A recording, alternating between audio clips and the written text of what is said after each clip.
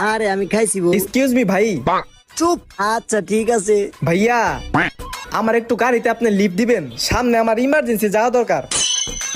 আচ্ছা বহেন বউ। আরে ভাই, ভাই আপনি কি ফোনে কথা কইতে কইতে বাইক চালাইবেন? ফোনে কথা কইতে কইতে বাইক চালানো মারাত্মক দণ্ডনীয় অপরাধ। এক কাজ করেন, আমি বাইক চালাই, আপনি পিছে বহেন।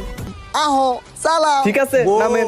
এখন শান্তি হলে কথা কইরম, আমি পিছে বইছি। বউ ভাই আস্তে আস্তে চালাইও, নতুন বিয়া করছি। আরে রাত্রে আগে পুরু, রাত্রে যায় আগে বউ।